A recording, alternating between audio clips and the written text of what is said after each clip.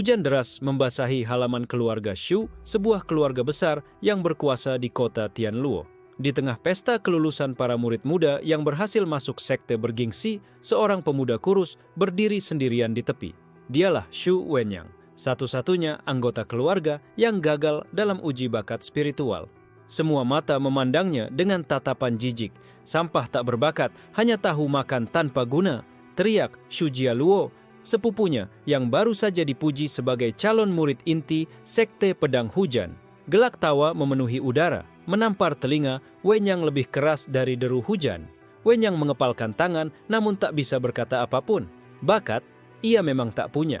Dari kecil, setiap kali mencoba menyerap energi spiritual, tubuhnya justru menggigil seperti akan runtuh. Bahkan hewan peliharaan keluarga pun enggan mendekatinya. Di sudut ruangan, Shu Ningshuang, kakak perempuannya, menatap sekilas. Matanya dingin, tapi ada kilatan samar yang sulit ditebak. Ia tidak pernah membela Wenyang, tapi juga tak ikut menertawakannya. Bagi Wenyang, itu sudah lebih dari cukup. Ketika pesta usai, hujan masih turun deras. Wenyang berjalan sendirian di jalanan berbatu, tubuhnya gemetar oleh dingin dan penghinaan. Apakah aku memang seharusnya lahir hanya untuk dipermalukan? Gumamnya lirih. Namun malam itu, langkahnya membawanya ke kuil tua yang sudah lama ditinggalkan. Petir menyambar atap kuil, menyinari patung dewa yang retak. Di sanalah ia mendengar suara pertama yang mengubah nasibnya. Apakah kau ingin dunia ini hancur bersamamu, Shu Wenyang? Suara itu dalam, bergema dari dalam kepalanya. Wenyang terhuyung, menempelkan tangan ke dinding. Siapa? Siapa kau? Tanyanya dengan napas terputus-putus. Dari dalam dada, sebuah nyala hitam pekat merembes keluar, membentuk bayangan berapi yang melingkar. Aku adalah Heiyan, roh yang tertidur dalam tubuhmu sejak kau lahir. Kau bukan sampah, kau adalah wadah terakhir inti kiamat. Wenyang membeku. Kata-kata itu terasa mustahil, namun tubuhnya merespons berbeda. Jantungnya berdetak tak terkendali, seolah ada sesuatu yang terbakar di dalamnya. Heiyan, kiamat? Apa maksudmu? Wenyang berusaha bertanya, tapi dadanya sesak, bayangan hitam itu terkekeh. Kau mengira dirimu lemah karena gagal menyerap energi spiritual? Bukan, dunia yang menolakmu. Energi mereka terlalu lemah untuk bercampur dengan inti kiamat di tubuhmu. Kau bukan manusia biasa, kau adalah benih kehancuran. Seketika tanah bergetar dan patung dewa di kuil runtuh pecah. Pecahannya melayang, lalu hancur menjadi debu sebelum menyentuh tanah. Wenyang terkejut melihatnya. Debu itu lenyap, seakan dihapus dari keberadaan. Rasa takut dan kekagetan bercampur di wajahnya. Ia merasakan kekuatan itu keluar dari dirinya sendiri tanpa kendali. Hujan deras di luar kuil berhenti sesaat, lalu jatuh kembali, seolah langit pun ikut ragu. Dengan satu tarikan napasmu, kau bisa meniadakan hidup di sekitarmu. Heiyan berbisik dengan suara penuh godaan.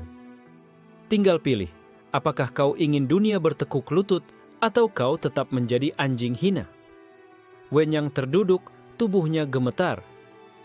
Ia tidak pernah meminta ini, tidak pernah ingin jadi monster. Tapi untuk pertama kalinya, ada sesuatu di dalam dirinya yang menjawab penghinaan semua orang. Suara tawa Shu Jialuo, ejekan para sepupu, dan tatapan dingin Patriark Shu terlintas di pikirannya. Dalam genggaman tangannya yang bergetar, ia merasa dunia tiba-tiba rapuh, seolah siap hancur hanya dengan niatnya. Air mata bercampur dengan senyum getir di wajahnya.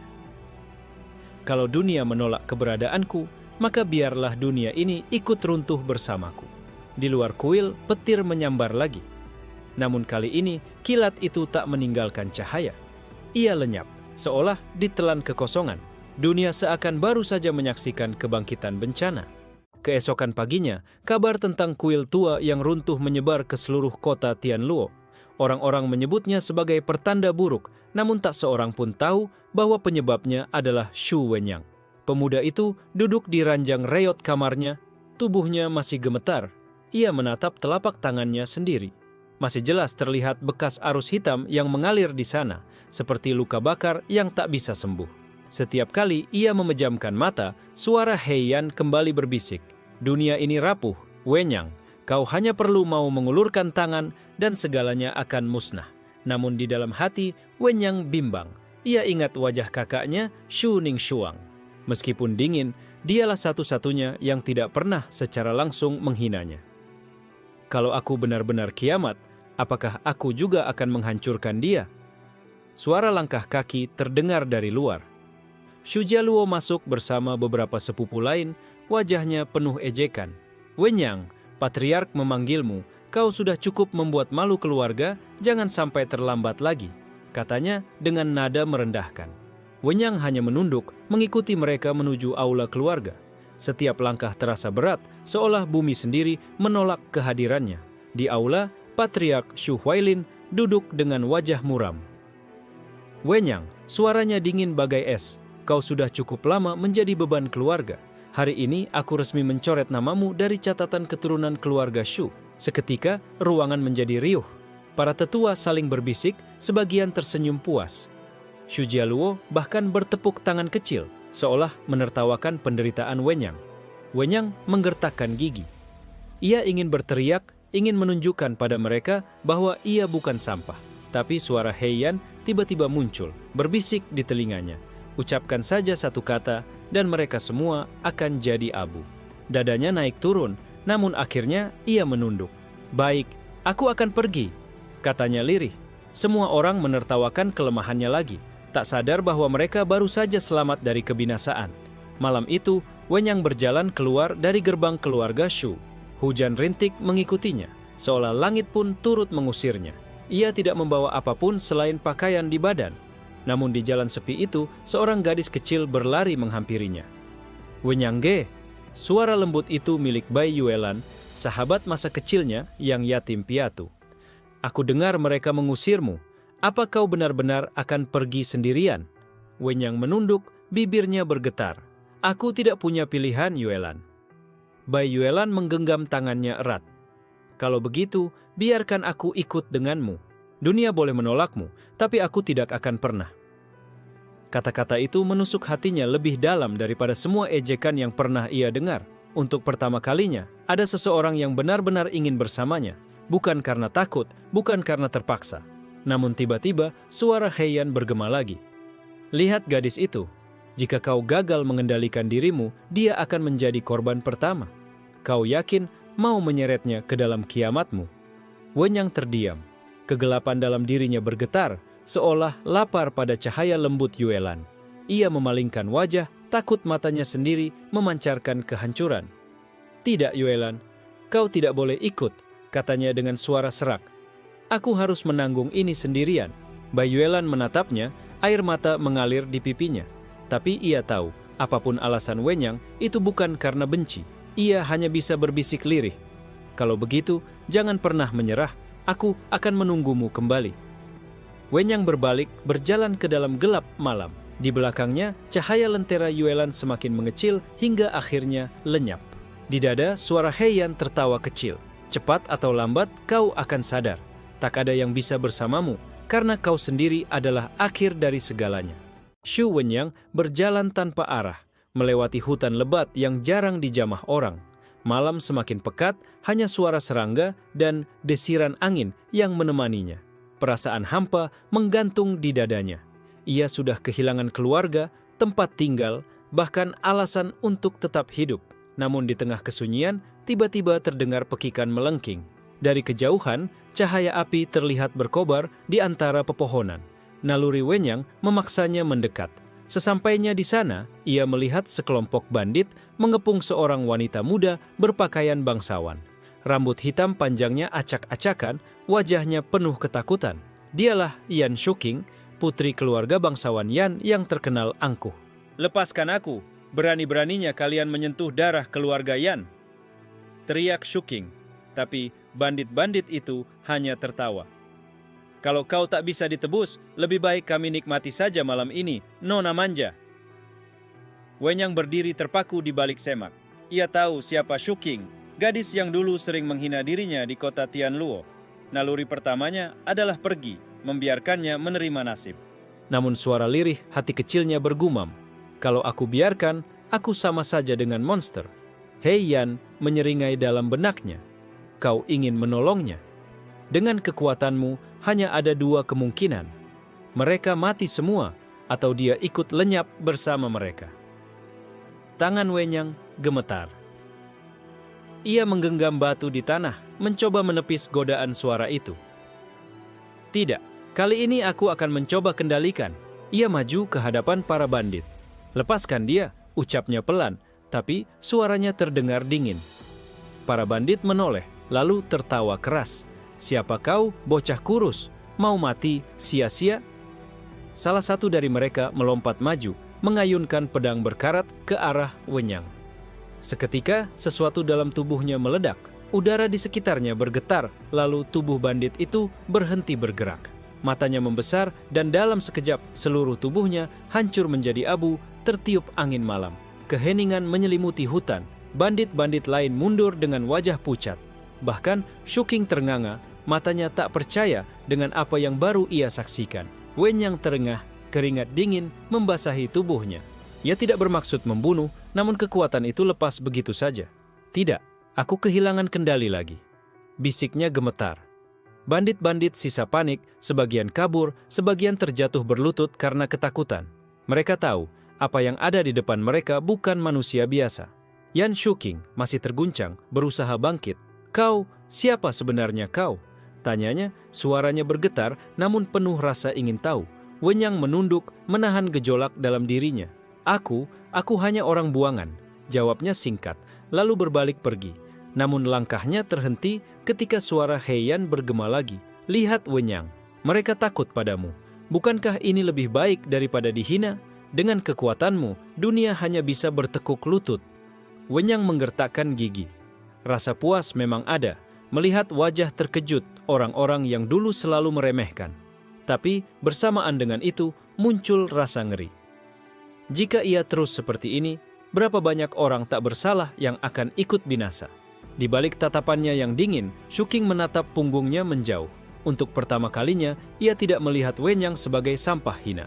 Ada sesuatu yang menakutkan, namun juga memikat, seperti menatap jurang yang dalam. Langkah Wenyang kian jauh, meninggalkan tubuh abu sang bandit tertiup angin. Malam kembali sunyi, tapi di dalam hatinya pergulatan semakin keras. Apakah ia masih manusia atau perlahan menjadi wujud kiamat yang ditakdirkan? Pagi menyingsing di hutan yang masih lembab. Shu Wenyang duduk di bawah pohon besar, wajahnya pucat. Ia menatap kedua tangannya, masih terbayang tubuh bandit yang lenyap menjadi abu tanpa jejak. Heian, gumamnya lirih. Kalau kekuatan ini tak bisa kukendalikan, cepat atau lambat, aku akan membunuh orang yang tak seharusnya. Heian terkekeh dalam pikirannya. Itulah hakikat kiamat, Wenyang. Kau bukan diciptakan untuk melindungi siapapun, melainkan untuk mengakhiri segalanya. Terimalah itu, maka penderitaanmu akan berhenti. Namun Wenyang mengguncang kepala. Tidak, aku masih manusia. Aku tidak akan membiarkan diriku jadi monster sepenuhnya. Saat ia bergulat dengan dirinya, terdengar langkah kaki mendekat. Dari balik pepohonan, muncul seorang pria tua berjubah kelabu, memegang tongkat bambu. Rambutnya putih, tapi tatapannya tajam penuh pengalaman. Dialah Shi Qianhe, pertapa pengelana yang misterius. Anak muda, suara Qianhe tenang. Kekuatan yang mengalir dalam dirimu bukanlah sesuatu yang boleh kau keluarkan sembarangan. Wenyang waspada, berdiri dengan kaku. Siapa kau? Kau melihat apa yang terjadi semalam? Qianhe tersenyum samar. Aku melihat lebih dari itu. Aku melihat kau adalah wadah terakhir inti kiamat. Tanda itu jelas di tubuhmu. Darah Wenyang serasa membeku. Kau tahu? Sang pertapa mengangguk. Ribuan tahun lalu, para dewa sendiri turun untuk memusnahkan semua inang kiamat. Mereka adalah bencana hidup, sekali bangkit, dunia bisa terhapus. Tapi, entah bagaimana, satu benih kiamat tersisa. Dan kini, benih itu adalah dirimu. Wenyang terdiam, napasnya berat. Kata-kata itu membenarkan apa yang Heian bisikkan selama ini. Ia benar-benar bukan manusia biasa. Lalu, apa yang harus kulakukan? Aku tidak ingin jadi bencana, tanyanya dengan suara nyaris pecah. Qianhe menatap dalam, lalu berkata lirih, kalau kau ingin tetap manusia, Kau harus belajar mengekang kehancuran dalam dirimu, tapi itu bukan jalan mudah. Kau akan hidup ditolak dunia, diburu sekte, bahkan dibenci langit. Suara Heian langsung memotong dari dalam dada. Jangan dengarkan dia, Wenyang. Untuk apa kau mengekang? Dunia yang menolakmu lebih pantas musnah. Benturan dua suara itu membuat kepala Wenyang nyaris pecah. Ia berlutut, memegangi kepala sambil berteriak pelan. Qianhe menatapnya, tapi tidak menolong. Ia hanya mengamati, seakan ingin tahu pilihan apa yang akan diambil pemuda ini. Dengan susah payah, Wenyang menahan gejolak dalam dirinya. Ia menatap Qianhe dengan mata merah, lalu berkata, "Kalau aku memang harus ditolak dunia, maka biarlah. Aku lebih memilih menanggung rasa sakit daripada menyerahkan diriku jadi monster." Untuk pertama kalinya, Heian terdiam beberapa detik. Tawanya redup, terganti gumaman gelap. "Kau akan menyesalinya," Qianhe tersenyum tipis. "Kalau begitu, kau telah memilih jalan yang paling berat, Wenyang. Jalan melawan takdirmu sendiri." Pertapa itu menancapkan tongkat ke tanah. Dari dalam tongkatnya, keluar cahaya tipis yang membentuk segel di tanah. "Ikuti aku. Ada tempat di pegunungan barat. Di sana, mungkin kau bisa belajar menahan amarah kiamatmu sebelum semuanya terlambat." Wenyang menatap segel itu, hatinya masih gamang. Namun jauh di dalam dada ada percikan harapan kecil bahwa ia mungkin benar-benar bisa melawan takdir sebagai bencana. Sementara itu, jauh di kota Tianluo, berita tentang bandit yang mendadak hilang menjadi abu menyebar cepat. Orang-orang berbisik tentang kekuatan gelap yang muncul di hutan. Dan nama Shu Wenyang mulai dibicarakan kembali. Bukan lagi sebagai sampah, tapi sebagai tanda bencana yang akan datang. Shu Wenyang mengikuti langkah Shi Qianhe menyusuri jalan setapak menuju pegunungan barat. Sepanjang perjalanan, pikirannya berkecamuk. Suara Heian tak henti-hentinya berbisik, menertawakan setiap langkahnya. "Lucu sekali, kau menolak jadi kiamat, tapi tetap berjalan dengan tubuh kiamat. Pada akhirnya, kau hanya memperpanjang siksaanmu sendiri." Wenyang menggertakkan gigi, berusaha mengabaikan. Namun rasa takut tetap menghantui. Bagaimana jika bisikan itu benar? Bagaimana jika ia hanya sedang menipu dirinya sendiri? Saat malam tiba, mereka berhenti di tepi sungai untuk beristirahat. Shi Qianhe menyalakan api unggun kecil, lalu duduk bersila. "Wenyang," ucapnya pelan, "kau harus tahu. Kekuatan kiamat di tubuhmu tidak bisa dimusnahkan, hanya bisa diarahkan. Kalau kau ingin tetap manusia, belajarlah menguasai dirimu lebih dulu." Wenyang menatap api, wajahnya muram. Menguasai diri, kedengarannya mudah. Tapi setiap kali aku marah atau tertekan, kekuatan itu meledak tanpa kendali. Qianhe mengangguk.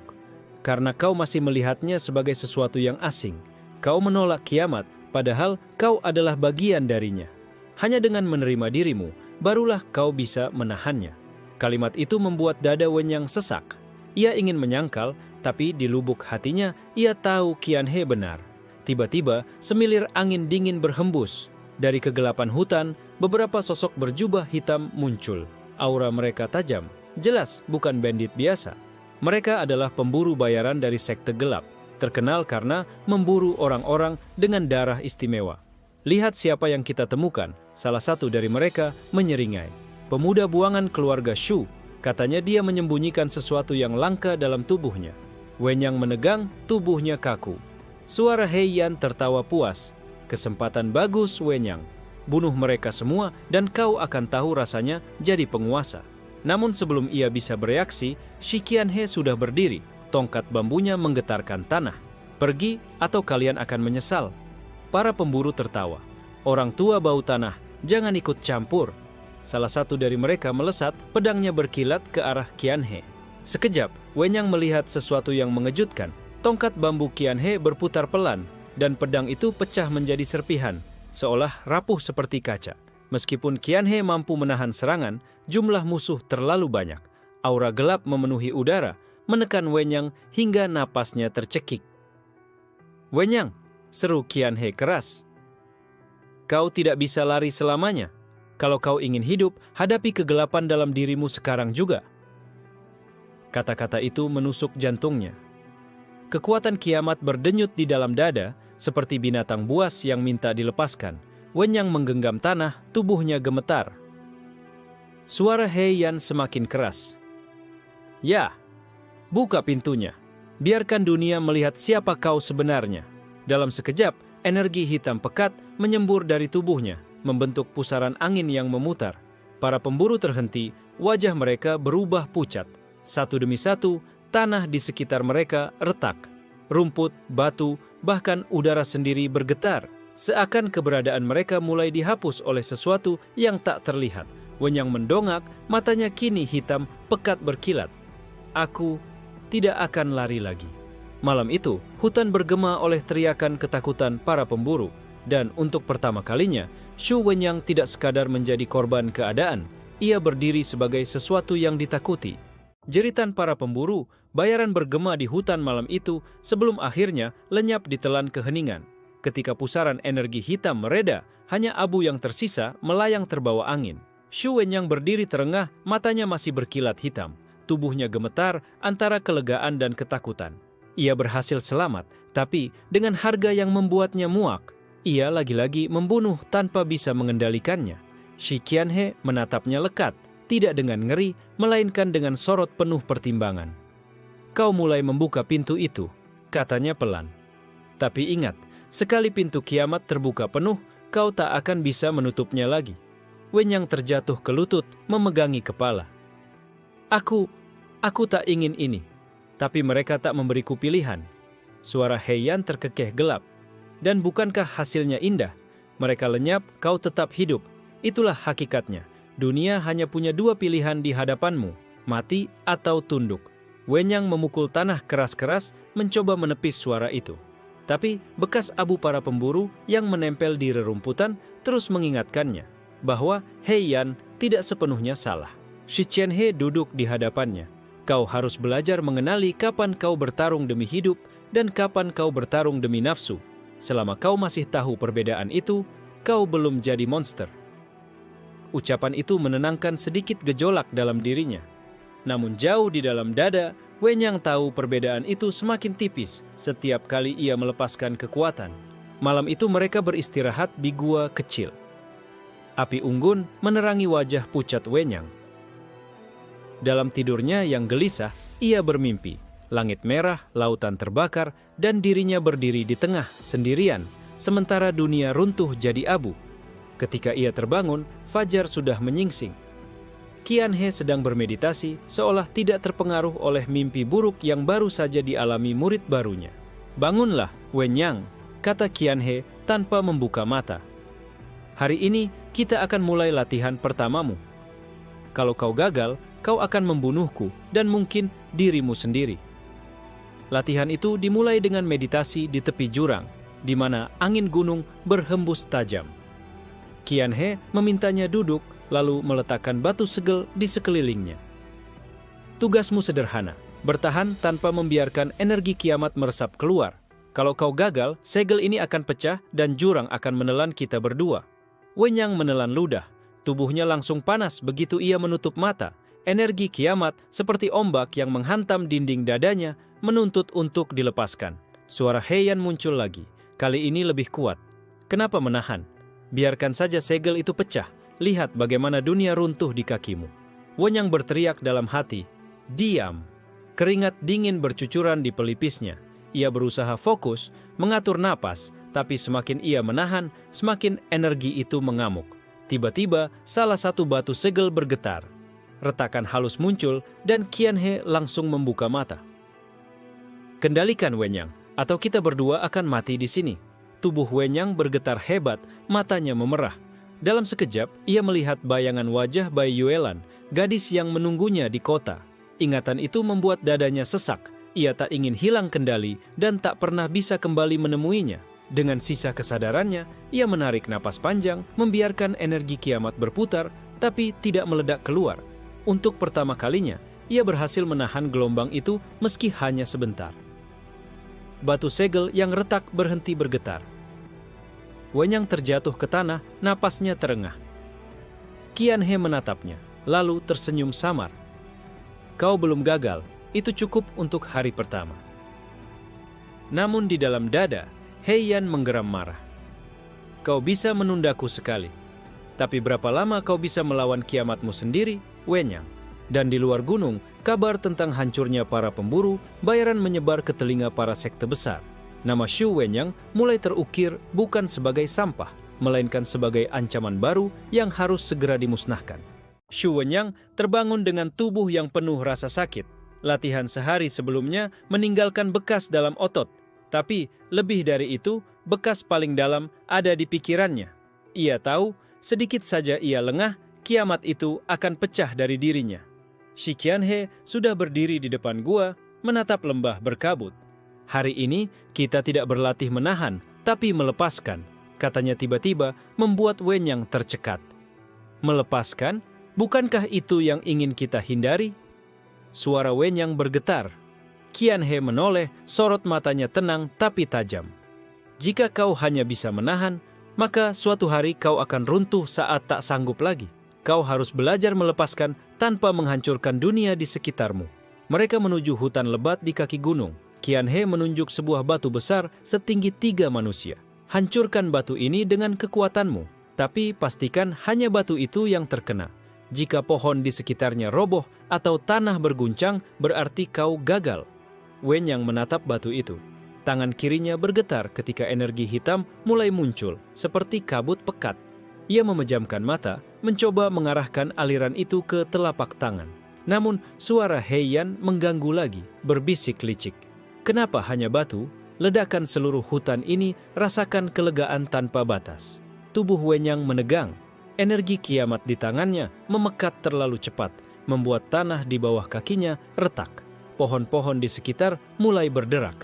Fokus, Wenyang, seru Qianhe. Ingat, dunia tidak butuh kehancuranmu. Pilih targetmu. Dengan segenap tenaga, Wenyang berteriak lalu mendorong energi itu ke depan. Sebuah ledakan hitam menghantam batu besar, menghancurkannya berkeping-keping. Namun sayangnya, 2 pohon di sisi kanan ikut tercabut dari akarnya. Wenyang jatuh tersungkur, napasnya memburu. Aku gagal. Qianhe melangkah mendekat, meletakkan tangannya di bahu Wenyang. Tidak, kau berhasil menghantam sasaran. Yang harus kau pelajari adalah mengurangi luapan sisanya. Itu proses. Meski kata-kata itu menenangkan, hati Wenyang masih diliputi keraguan. Jika ia tak bisa benar-benar mengendalikan kekuatannya, bagaimana mungkin ia bisa hidup normal, apalagi kembali ke sisi Bai Yuelan. Sementara itu, di jauh dari gunung, kabar tentang kematian para pemburu bayaran telah sampai ke telinga sekte Pedang Merah Darah. Di ruang utama sekte itu, seorang lelaki bermata elang, Bai Chongxiu, mendengus murka. Anak buangan itu masih hidup, dan kini bahkan para pemburu terbaik pun lenyap karenanya. Ia menghantam meja batu hingga retak. Jika dibiarkan, ia akan jadi duri di tenggorokan sekte-sekte besar. Salah satu tetua sekte mengangguk. Kami sudah mengirim mata-mata untuk memastikan. Nama Shu Wenyang mulai terdengar di kalangan gelap. Ada yang menyebutnya sebagai pemuda kiamat. Chongxiu tersenyum dingin. Kalau begitu, mari kita patahkan kiamat itu sebelum tumbuh. Kirim undangan? Tidak. Kirim tantangan terbuka ke seluruh sekte. Siapapun yang bisa membawa kepala Shu Wenyang akan mendapat hadiah besar. Kabar itu menyebar seperti api kering. Para kultivator muda bernafsu ingin menguji diri, sementara para pembunuh bayaran mencium bau emas. Nama Shu Wenyang pun menjadi sasaran perburuan seluruh negeri. Di gunung, Wenyang belum tahu bahwa dunia luar sudah bersepakat untuk memburunya. Ia masih berjuang menahan gemuruh dalam dirinya, sementara bayangan Heiyan terus menari di tepi kesadarannya, berbisik penuh racun. Lihatlah, Wenyang, semua orang akan datang padamu, dan ketika saat itu tiba, apakah kau akan menahan dirimu atau membiarkan dunia menyaksikan kiamat sejati? Di sebuah kedai tua di kota perbatasan, kabar tentang pemuda kiamat menjadi topik panas. Para pengelana, pembunuh bayaran, hingga murid sekte-sekte kecil berkumpul, saling berbisik dengan penuh gairah. Katanya, sekali ia mengangkat tangan, 10 orang langsung lenyap tanpa sisa. Ada juga yang bilang tubuhnya adalah wadah dari iblis kuno. Jika kau bisa membunuhnya, sekte Pedang Merah Darah akan memberikan 1000 emas. Suasana penuh kegemparan dan banyak mata penuh keserakahan berkilat. Nama Shu Wenyang resmi menjadi buruan paling berharga. Di sisi lain, di gunung berkabut, Shu Wenyang tak tahu kabar itu. Ia sedang duduk bersila, mencoba bermeditasi. Namun suara He Yan kian, hari kian keras. Kau tahu mereka semua mengincarmu, kan? Mereka tidak akan pernah membiarkanmu hidup damai. Kenapa kau masih berusaha menahan kekuatanmu? Gunakan, bunuh mereka sebelum mereka membunuhmu. Wenyang mengerutkan kening, telinganya terasa berdenging. Ia membuka mata, keringat dingin membasahi pelipisnya. Diam, aku tidak akan jadi pembantai tanpa alasan. Si Qianhe yang berada tidak jauh darinya memperhatikan, tatapannya khawatir. Ia bisa merasakan ada sesuatu di dalam Wenyang yang semakin tak terkendali. Jika kau terus begini, kau bisa hancur dari dalam sebelum musuh sempat menyentuhmu, kata Qianhe. Apa kau ingin aku menaruh segel sementara di tubuhmu? Wenyang menatap gurunya, ragu. Segel itu memang bisa menekan energi kiamat, tapi ia takut kehilangan kendali justru saat segel pecah. Jika segel rusak di saat genting, bukankah itu lebih berbahaya? Qianhe terdiam, menyadari ucapan itu benar. Ia hanya bisa menghela napas. Kalau begitu, kau harus bersiap. Aku bisa melindungimu sebatas tubuhku, tapi dunia di luar sana tidak akan kenal belas kasihan. Saat malam turun, langit dipenuhi bintang dingin. Di kota perbatasan, sekelompok kultivator muda dari sekte kecil berkumpul memutuskan untuk memburu Wenyang besok. Mereka menamakan diri Taring Hitam. Bayangkan, jika kita berhasil membunuhnya, nama kita akan melambung. Bahkan, mungkin sekte besar akan menerima kita, seru pemimpinnya Liang Fucheng dengan semangat membara. Salah satu anggotanya ragu. Tapi, kalau rumor itu benar, bagaimana kalau dia benar-benar iblis kiamat? Fucheng tertawa keras. Jangan mudah percaya gosip. Dia cuma pemuda buangan, paling-paling hanya sedikit beruntung. Kita serang bersama, dia pasti jatuh. Keesokan paginya, ketika Shu Wenyang sedang mengumpulkan air di mata air gunung, kelompok Taring Hitam menyergapnya. 5 orang melompat keluar dari balik pepohonan dengan pedang terhunus. Shu Wenyang, hari ini kepalamu jadi milik kami, teriak Fucheng dengan wajah penuh kesombongan. Wenyang membeku sesaat, tidak percaya bahwa bahkan orang asing pun kini mengincarnya. Tangannya bergetar. He Yan berbisik lagi, lebih manis dari racun. Kau lihat, dunia ini memang ingin kau mati, jadi mengapa tidak kau balikkan keadaan? Napas Wenyang memburu. Ia bisa merasakan energi hitam mendidih di nadinya, bergetar meminta dikeluarkan. Para penyerang berlari ke arahnya. Wenyang memejamkan mata, mencoba menahan diri. Tapi setiap langkah musuh seolah menekan dadanya lebih kuat, membuat bisikan He Yan semakin keras. Bunuh mereka, Wenyang, lepaskan sedikit saja, rasakan betapa nikmatnya dunia bergetar di bawah kakimu. Liang Fucheng dan kelompok Taring Hitam menyerbu dengan penuh keyakinan. Pedang-pedang mereka memantulkan sinar matahari pagi, menyebarkan kilatan cahaya tajam ke arah Shu Wenyang. Shu Wenyang menggenggam erat ember air yang dibawanya. Wajahnya pucat, keringat dingin menetes, matanya bergetar. Aku tidak ingin membunuh siapapun. Namun langkah mereka tak terhenti. Fucheng melompat tinggi, pedangnya mengarah ke leher Wenyang. Berhenti mengelak, kau hanya buangan yang kebetulan jadi terkenal. Dalam sekejap, tubuh Wenyang bereaksi sendiri. Suara He Yan membahana di dalam kepalanya. Bukan lagi bisikan, melainkan teriakan liar. Jika kau tidak membunuh, kau akan dibunuh. Pilihannya sederhana. Aura hitam menyembur keluar dari tubuh Wenyang. Tanah bergetar, udara di sekitar mendadak mencekam. Daun-daun kering berputar naik, terbakar sebelum menyentuh tanah lagi. Mata para penyerang melebar. Salah satu dari mereka bahkan langsung berhenti melangkah. Wajahnya pucat pasi. Apa ini? Liang Fucheng tetap memaksakan serangan, meski rasa takutnya makin nyata. Pedang di tangannya bergetar, seperti ikut gentar pada aura yang muncul dari tubuh Wenyang. Saat pedang itu hampir menebas, aura hitam membentuk semacam pusaran energi.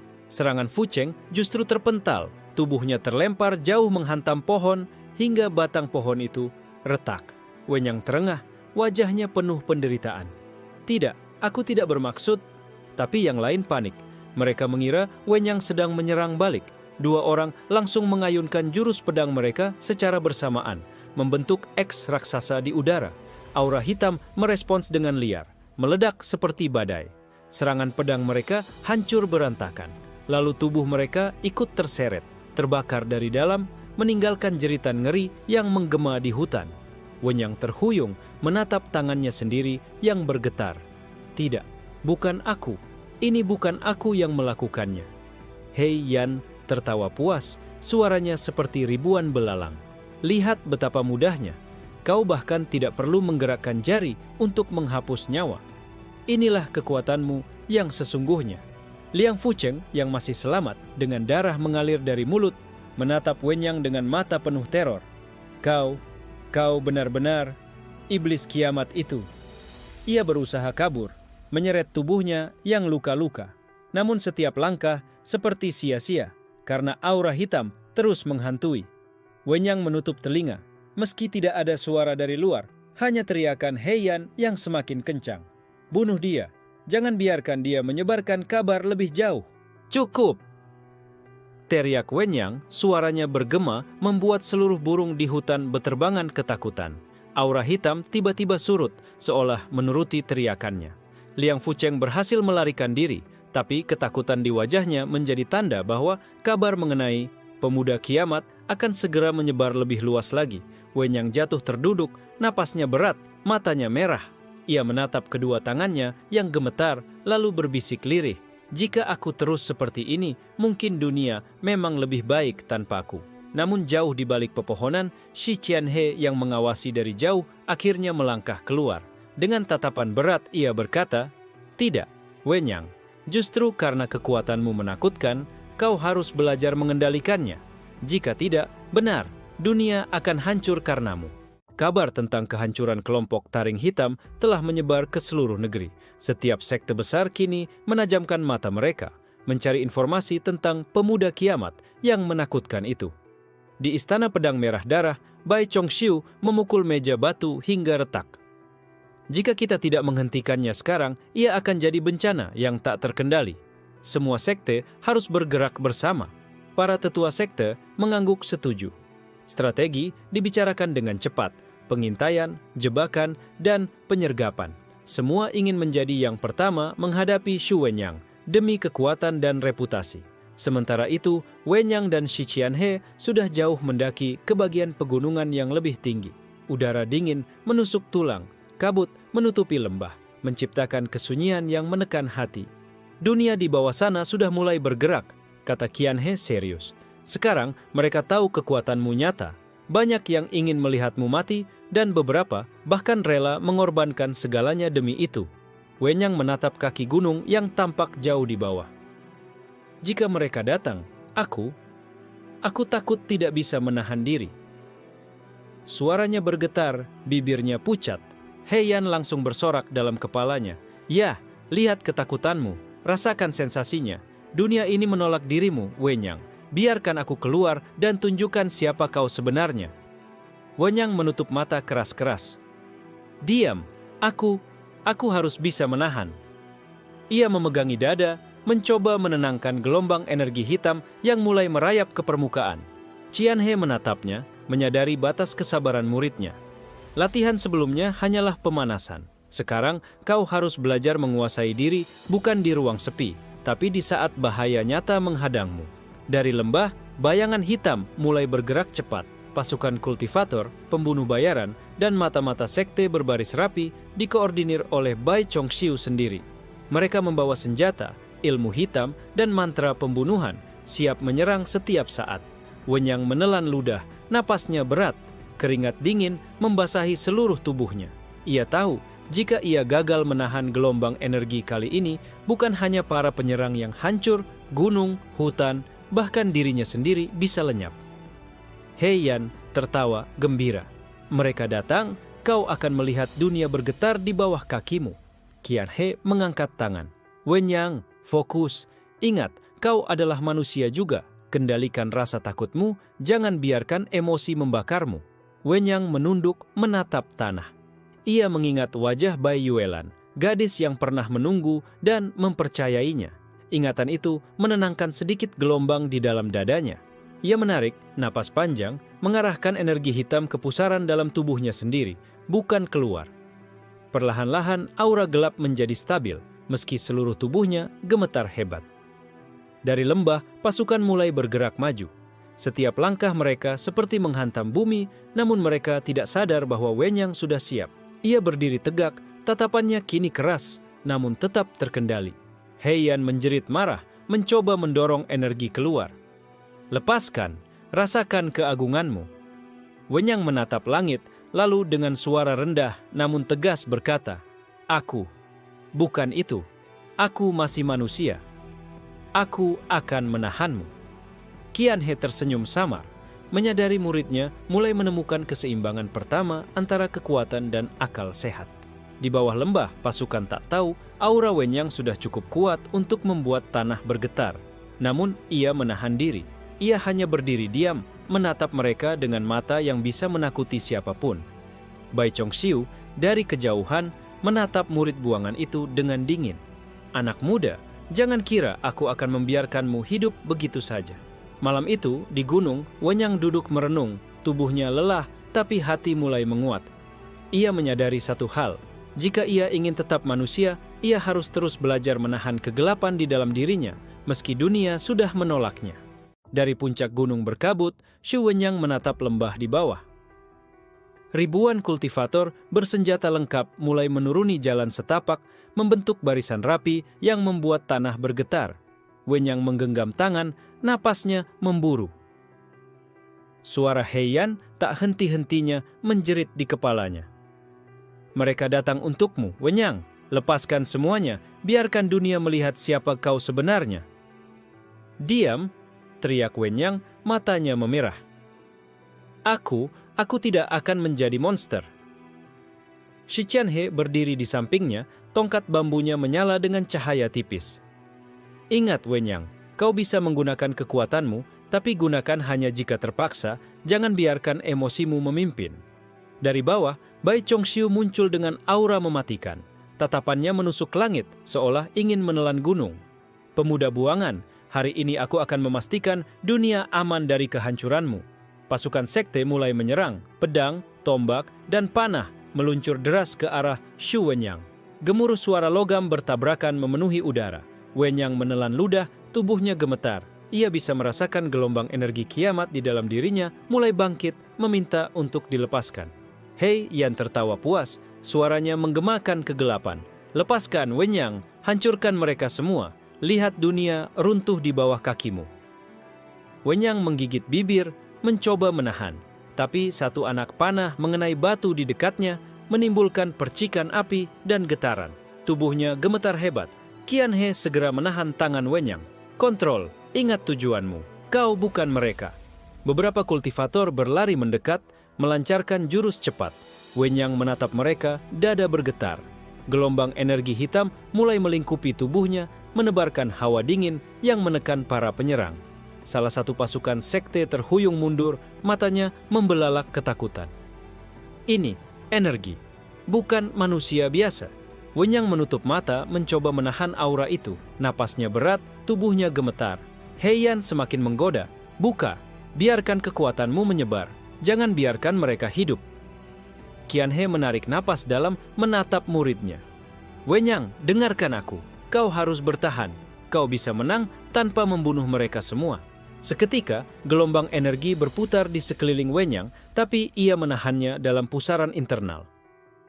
Udara di sekitarnya dingin menusuk, tapi tidak ada yang tersakiti.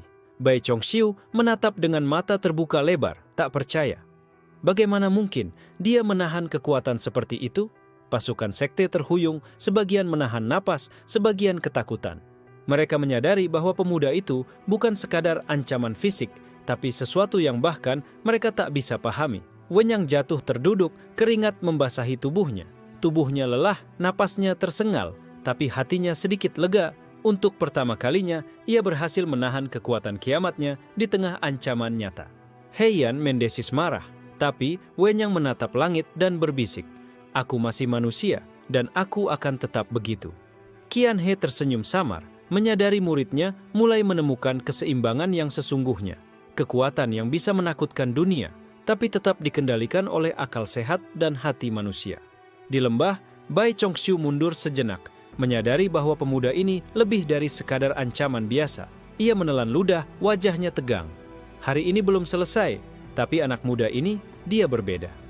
Dan malam itu, di puncak gunung, Xu Wenyang menatap bintang, tubuhnya lelah tapi hatinya mulai menguat. Ia menyadari satu hal, dunia mungkin menolaknya, tapi selama ia mampu mengendalikan dirinya, ia bisa menentukan nasibnya sendiri. Sejak malam pertarungan dengan pasukan Taring Hitam, kabar tentang Xu Wenyang telah menyebar cepat ke seluruh negeri. Sekte-sekte besar dan pemburu bayaran kini bersiap untuk menghadapi pemuda kiamat. Di kota Tianluo, para pedagang, kultivator, dan pengelana membicarakan rumor yang semakin menakutkan. Dia bukan manusia biasa, katanya hanya dengan satu gerakan, sekelompok kultivator hilang begitu saja. Bai Chongxiu sudah mengatur pasukannya. Ia menyiapkan strategi baru. Jebakan berlapis, siasat gelap, dan mata-mata tersembunyi. Tujuannya jelas, menghancurkan Wenyang sebelum kekuatannya makin liar. Di gunung berkabut, Xu Wenyang duduk di tepi jurang menatap lembah di bawah. Tubuhnya lelah, tapi matanya tetap tajam, penuh ketegangan. Heian menertawakan kegelisahannya. Lihat mereka, Wenyang. Dunia ini ingin kau hancur. Mengapa kau masih bertahan menahan kekuatanmu? Lepaskan dan biarkan mereka merasakan ketakutan sejati. Wenyang menggigit bibir, menahan napasnya. Aku tidak akan menjadi monster. Aku akan tetap manusia, Heian. Shi Qianhe menatapnya, sorot matanya berat. Wenyang, hari ini kau akan belajar sesuatu yang lebih berbahaya. Dunia di bawah sana tidak lagi menganggapmu sekadar musuh biasa. Mereka datang dengan niat membunuh tanpa peduli konsekuensi. Dari lembah, ribuan mata mengintai dari balik pepohonan. Sinyal sekte tersebar di seluruh hutan. Pasukan elit dari berbagai sekte dan pembunuh bayaran bersenjata lengkap bersiap menyerang. Wenyang menelan ludah. Tubuhnya gemetar, energi hitam mulai bergolak di dalam dada. Heian menggoda lagi. Kau takut? Bagus, lepaskan saja dan biarkan dunia runtuh di bawah kakimu. Namun sebelum ia bisa bertindak, Qianhe menepuk bahunya. Ingat, Wenyang, kendalikan amarahmu. Kau bisa menang tanpa mengorbankan diri sendiri. Kultivator pertama melompat menyerang, mengayunkan pedang panjang. Udara berdesir, tanah bergetar. Wenyang menahan napas, mencoba memusatkan energi di dalam tubuhnya, bukan di luar.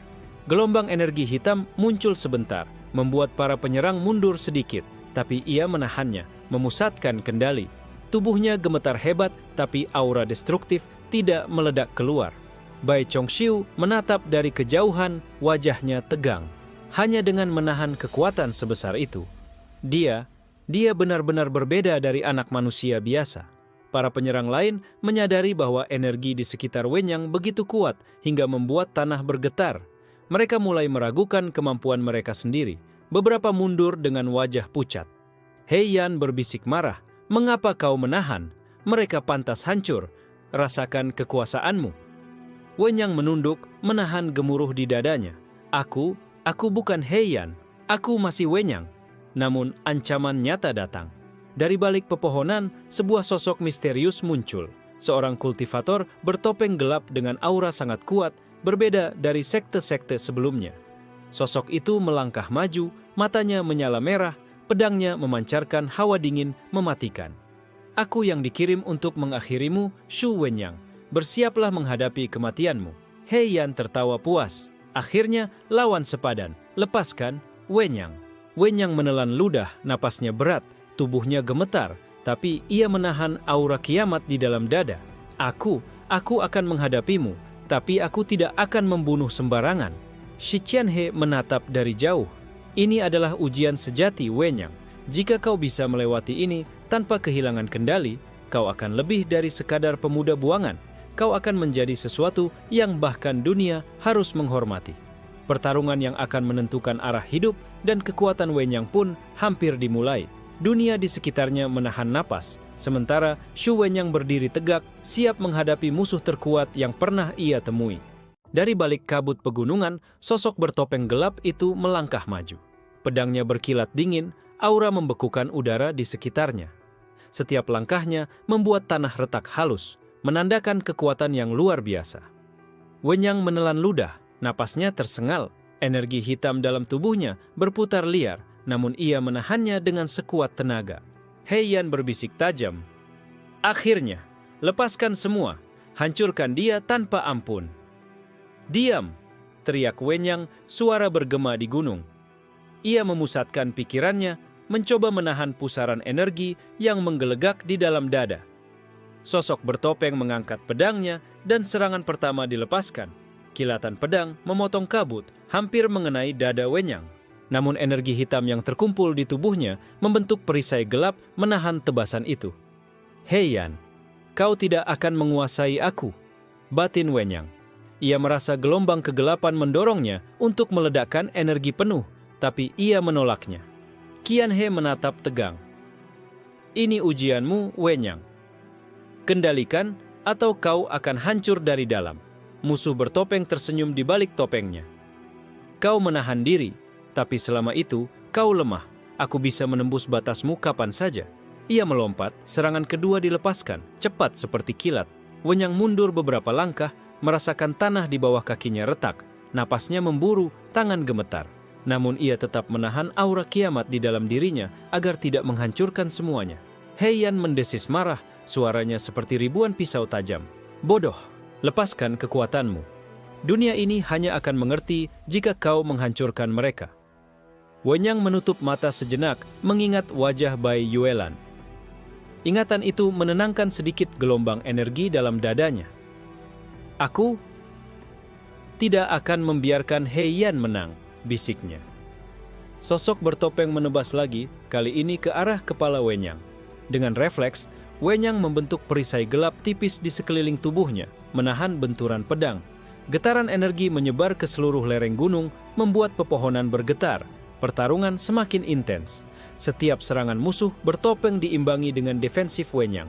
Ia menahan energi, memusatkan kekuatan, namun tidak meledakkannya. Bai Chongxiu dari kejauhan mengamati, wajahnya tegang. Anak muda ini menahan kekuatan sebesar itu sendirian, luar biasa. Namun perlahan, Wenyang mulai lelah. Tubuhnya gemetar hebat, aura hitam berdenyut liar. Jika ia gagal menahan, ledakan energi akan menghancurkan gunung dan semua di sekitarnya. Hei Yan mencoba membujuknya lagi. "Lepaskan, semua orang di bawah sana harus mati. Rasakan kekuasaanmu." Wenyang menggigit bibir, menelan ludah, menatap pedang yang terus menebas. Ia tahu bahwa melepaskan kekuatan penuh bisa menghancurkan musuh, tapi juga merenggut semua yang ia sayangi. Qianhe menepuk bahunya. "Fokus, Wenyang. Kekuatanmu bukan untuk membunuh sembarangan. Kendalikan itu dan kau akan menjadi penguasa sejati, bukan monster." Wenyang menarik napas panjang, menenangkan pikirannya. Dengan energi yang masih bergolak di dalam dada, ia menciptakan pusaran gelap di sekitarnya. Tidak untuk menyerang, tapi sebagai perisai. Sosok bertopeng mencoba menyerang lagi, tapi serangannya terpental. Setiap langkah Wenyang semakin stabil, meski tubuhnya lelah. Akhirnya, sosok bertopeng mundur sedikit, menyadari bahwa pemuda itu bukan hanya kuat, tapi mampu mengendalikan kekuatan destruktifnya sendiri. Wenyang berdiri, napas terengah, tubuh gemetar, tapi matanya kini menyala penuh tekad. Ia menatap musuhnya dan berbisik lirih, "Aku tetap manusia. Aku tidak akan membiarkan dunia hancur karena aku." Dan malam itu, di puncak gunung, pertarungan berakhir sementara. Tidak ada yang tewas, tapi semua yang menyaksikan tahu Shu Wenyang bukan sekadar pemuda buangan. Ia adalah ancaman yang tidak bisa dianggap enteng. Kabar pertarungan di puncak gunung tersebar ke seluruh negeri. Sekte-sekte besar kini panik, mengetahui bahwa Shu Wenyang bukan hanya kuat, tapi mampu menahan kekuatan kiamatnya sendiri. Di kota Tianluo, para kultivator muda membentuk kelompok baru, berniat memburu Wenyang demi hadiah besar dan reputasi. Nama pemuda kiamat semakin menggema. Bai Chongxiu menatap peta di ruang strateginya, wajahnya tegang. "Kita tidak bisa menyerang secara frontal lagi. Wenyang menahan kekuatannya, kita harus mencari celah." Di gunung, Wenyang duduk bersila, memusatkan energi hitam di dalam dirinya. Ia merasakan bahwa dunia di bawah mulai bergerak, semakin banyak yang ingin mengujinya. Hei Yan menggoda lagi, "Lihat mereka, semua orang memburumu. Lepaskan, Wenyang. Dunia ini adalah panggungmu." "Tapi aku masih ingin tetap manusia," bisik Wenyang. Ia menutup mata, mencoba menenangkan gelombang energi yang mendidih di dadanya. Si Qianhe menatapnya, sorot matanya berat. "Hari ini kau akan belajar bukan hanya menahan, tapi juga menggunakan akal dan strategi. Kekuatan saja tidak cukup." Tiba-tiba, kabut di sekitar gunung bergerak cepat. Mata-mata dan pasukan elit dari berbagai sekte mulai menyebar, membentuk lingkaran mengepung. Mereka tak ingin memberi Wenyang ruang untuk bernapas. Wenyang membuka mata. Napasnya berat, tubuhnya gemetar. Ia tahu bahwa jika ia bereaksi sembarangan, banyak yang bisa tewas. Heian bersorak. Lepaskan, tunjukkan siapa raja sebenarnya. Namun, Wenyang menahan. Ia mulai bergerak cermat, menggunakan medan pegunungan untuk mengelabui musuh. Setiap langkahnya diatur agar tetap aman, sekaligus menempatkan musuh pada posisi yang salah. Qianhe tersenyum samar. Sekarang kau mulai belajar, strategi bukan kekuatan saja. Kau bisa menang tanpa merusak segalanya. Beberapa musuh mencoba menyerang sekaligus, tapi Wenyang bergerak cepat, menghindar dan memanfaatkan lereng, batu besar, dan pepohonan sebagai perlindungan alami. Energi hitam dalam tubuhnya berdenyut, tapi ia menahannya. Pusaran itu tidak meledak, hanya cukup untuk membuat aura Wenyang terasa menakutkan bagi musuh. Para kultivator merasakan tekanan itu, beberapa mundur dengan ragu. Mereka mulai menyadari bahwa menghadapi Wenyang tidak bisa dengan kekuatan biasa. Bai Chongxiu menggeram dari jauh. Anak muda ini, dia tidak hanya kuat, tapi juga cerdas. Kita harus lebih berhati-hati. Wenyang menggunakan kesempatan itu untuk mengamati musuh. Ia menyadari pola mereka, gerakan yang bisa dieksploitasi, dan tempat di mana kekuatan musuh paling lemah. Heian frustrasi. Kenapa kau tidak meledakkan semuanya? Inilah waktunya. Dunia ini harus hancur. Tapi jika aku melakukannya, tidak ada yang tersisa. Termasuk mereka yang tidak bersalah, batin Wenyang. Ia menahan energi dalam tubuhnya, tetap fokus pada strategi. Qianhe menepuk bahu Wenyang. Itulah langkah besar pertamamu, menang tanpa mengorbankan kendali. Dunia mungkin menolak, tapi kau tetap bisa bertahan dengan cara yang benar. Seiring matahari tenggelam, pasukan sekte perlahan mundur, menyadari bahwa pemuda itu bukan hanya kuat, tapi mampu berpikir. Shu Wenyang berdiri di puncak gunung, tubuhnya lelah tapi matanya bersinar penuh tekad. Dan malam itu, kabut menutupi gunung. Wenyang menatap bintang, sadar bahwa dunia mungkin menolaknya, tapi selama ia bisa mengendalikan diri dan pikirannya, ia tetap bisa menentukan nasibnya sendiri. Kabut di lembah tebal seolah menahan napas seluruh dunia. Ribuan kultivator, pembunuh bayaran, dan pasukan elit dari sekte besar bergerak serentak, bersiap menghadapi Shu Wenyang. Di puncak gunung, Wenyang berdiri tegak, tubuhnya gemetar tapi matanya bersinar dengan tekad. Heian menertawakan kegelisahannya. Akhirnya, dunia ini akan merasakan kegelapanmu yang sejati. Diam, teriak Wenyang. Suaranya bergema di seluruh gunung. Aku tidak akan membiarkan dunia hancur karena aku. Shi Qianhe berdiri di sampingnya, tongkat bambunya siap. Ini adalah ujian terakhir Wenyang. Kendalikan kekuatanmu, gunakan strategi, dan jangan biarkan amarah menguasaimu. Pasukan pertama menyerang, pedang dan tombak berkilat menyambar udara. Wenyang menunduk, bergerak gesit memanfaatkan batu dan lereng gunung, energi hitam dalam tubuhnya terkendali, menahan ledakan destruktif. Heian mendesis kesal. Kenapa kau menahan? Hancurkan mereka, rasakan dunia bergetar. Wenyang menahan napas, mengingat wajah Bai Yuelan dan semua yang ia sayangi. Aku masih manusia, dan aku harus tetap manusia. Pasukan musuh mulai terdesak, beberapa mundur karena aura menakutkan Wenyang meski ia tidak menyerang secara penuh. Strategi dan kontrolnya membuat musuh kebingungan. Bai Chongxiu muncul, aura dinginnya memecah kabut. Wenyang, kali ini kau tidak bisa menghindar. Aku sendiri yang akan mengakhiri ini. Wenyang menatapnya, tubuh gemetar, tapi tekadnya tetap bulat. Ia mengatur posisi, menyiapkan langkah strategis. Aku tidak akan membiarkan dunia hancur, tapi aku harus melindungi diriku juga. Pertarungan utama dimulai. Chongxiu menyerang dengan pedang mematikan, cepat seperti kilat. Wenyang menghindar, memanfaatkan lereng dan batu besar untuk memecah pola serangan. Gelombang energi hitam dalam tubuhnya berdenyut liar, tapi ia tetap menahan ledakan. Pusaran energi itu cukup untuk menakuti pasukan, tapi tidak menghancurkan alam sekitar. Heian frustrasi, suaranya menggema. Lepaskan semuanya, dunia ini harus merasakan kekuatanmu. Wenyang menggigit bibir, menahan energi. Ia menemukan ritme musuh, menghindari setiap serangan dengan presisi sambil tetap menjaga kendali. Qianhe menyaksikan dengan mata penuh haru. Ini langkah terpentingmu, mengalahkan musuh tanpa kehilangan kendali. Kau berhasil, Wenyang. Chongxiu mulai terkejut. Anak muda itu bukan hanya kuat, tapi mampu berpikir dan mengendalikan energi yang bisa menghancurkan dunia. Lembah menjadi saksi pertarungan cerdas, bukan pertarungan brutal. Wenyang bergerak lincah, memanfaatkan lingkungan, menahan ledakan, dan menahan amarah. Akhirnya, pasukan sekte besar perlahan mundur, menyadari bahwa pemuda ini tidak bisa ditaklukkan dengan kekuatan biasa. Hanya strategi, kecerdikan, dan tekad yang bisa menghadapi kekuatan seperti Wenyang. Wenyang berdiri di puncak gunung, napas berat, tubuh gemetar, tapi matanya bersinar penuh kemenangan. Ia menatap dunia yang kini harus menghormatinya. Heian, untuk pertama kalinya, diam. Suara gelapnya tidak terdengar. Wenyang tersenyum samar, sadar bahwa ia kini benar-benar mengendalikan kekuatannya. Qianhe menepuk pundaknya. Selamat Wenyang, kau bukan lagi pemuda buangan. Kau kini penguasa atas dirimu sendiri dan dunia harus mengakui itu. Dan malam itu, di puncak gunung berkabut, Shu Wenyang menatap bintang.